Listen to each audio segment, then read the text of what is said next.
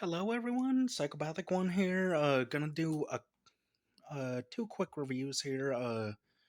Um, uh, as you can read from the title, it's got a vulgar word in the title, but um, I reviewed this movie when I was in high school. Um, uh, I did not get this DVD until after I got out of high school. This came out in 2018. This DVD, but it's a good quality DVD. Synapse Films always knock it out of the park.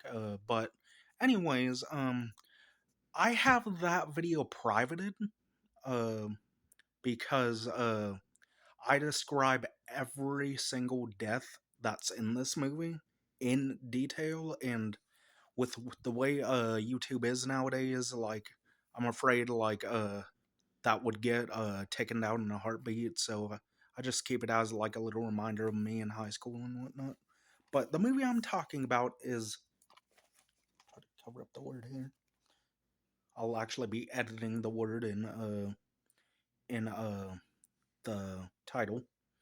But the movie we are talking about is the Violent SHIT. When I was in high school, I used to curse a lot, but I'm trying my best not to curse. But these films, I was always fascinated by these films because the first one, for the longest time, that was the only one I ever saw. The first one, it's not the greatest movie ever. What this movie is a stag reel of gore. That's pretty much the best way to put it. Um, uh, it's got the highest body count of an '80s movie, so there's that. About well, maybe not the highest body count. I'm sure there were others in the '80s that had a higher body count. But literally every person that is introduced in this movie dies 5 minutes later. Well, maybe not even that, 3 minutes later. But the gore is excellent on this. Andreas Shanas is his name. He's a special effects artist. He did the makeup, the special effects. He plays the killer, Carl the Butcher, in all three movies. Well, all four movies. Um, but anyways, um, I like Carl the Butcher. I think he's like, take Jason without Friday the 13th Part 2 Jason, take the burlap sack off of him, and just have him without a mask. And the cleaver he uses in this movie is amazing. There's cannibalism in here, so like if you like cannibalism, you're gonna enjoy this. Um, uh, when I saw this, it had a different soundtrack. Uh, when I watched it originally, what happened? There's a scene where a woman is driving, and she's listening to the song "Red Red Wine," the UB40 version, and the other song that is played at the close to the end of the movie, close like 65 minutes into the movie, um, is a song by Wasp. I forget what song.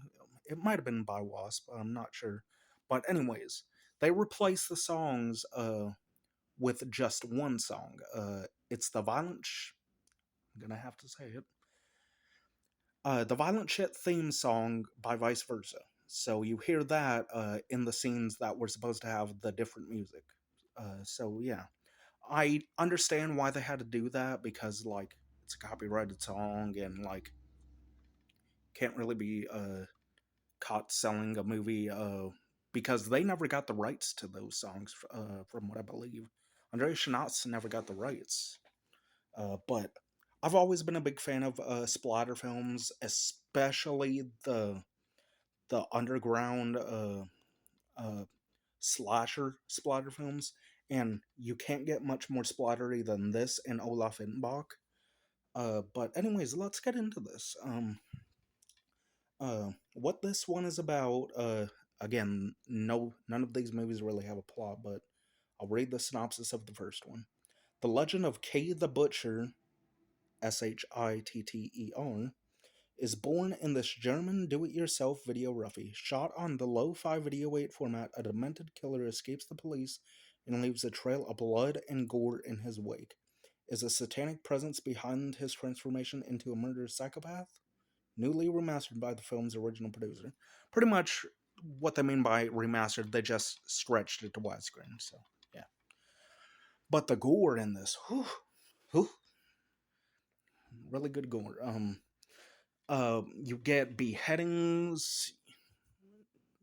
I can't remember if you get beheadings in this one. I know you get beheadings in one of them. I think it's the third one that has the beheading. But anyways, you get intestines ripped out. You get a person cut up the middle. You get feasting of the innards. You get a really crazy ending sequence, which I spoiled in the original review, but I'll try to be as less vulgar as I was in that review. But pretty much, it ends with Carl the Butcher giving birth, and I never saw the sequels before I got this set. So like when I got the set, I was so excited to see the sequels. But anyways, it ends with Carl the Butcher literally ripping his stomach open and giving himself a C-section, and inside is a little baby boy. And then the movie ends. And the way it's done is just so nauseating. Like literally, it it goes into detail, like him first ripping out at his face, then ripping out his stomach, and then all of a sudden you see like something growing inside his belly, and then he pulls it out, and then all of a sudden you see the baby just crawling out, and I'm just like, whoa. But yeah, violent. I'm trying my best not to say the word because it's um, well, I guess I'll say it. Violent shit isn't the greatest film in the world. No, it is not. But I had fun with it. Fun, not necessarily the right word. If you're wanting to have a party and you want something gory on in the background, turn on one of the violent shit movies. You'll have a blast. My favorite one is the second one, but I will be getting to that one next. But look at this beautiful set. It says 5 film collectors edition, violent shit collection. And here's the side. It actually says something I find pretty funny. The big box of, yeah. And when it says 5, you might be thinking, well, there's not 5 violent shit movies. Well, what's the 5th one?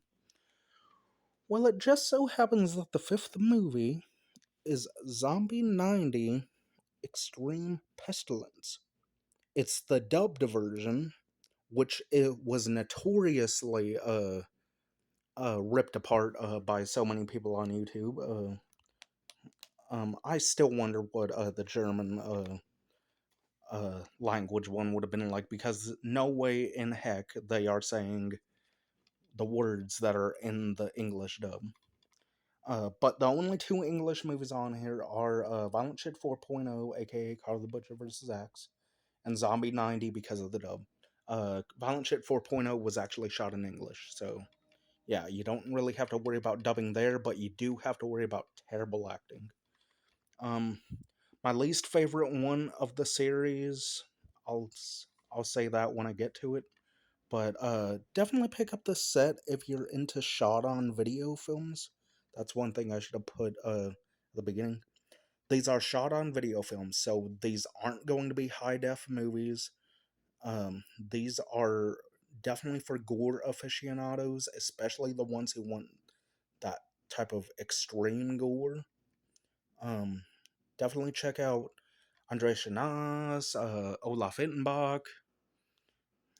I would say Jörg Buchtgereit, but the only movie I know him for is Necromantic, and I do not like that movie. I think it's disgusting, but yeah. Hopefully y'all enjoyed my review of Violent Shit 1. So, Yeah, 1989 splatter, fun times. So anyways, I will be back with the next review. See you in a bit.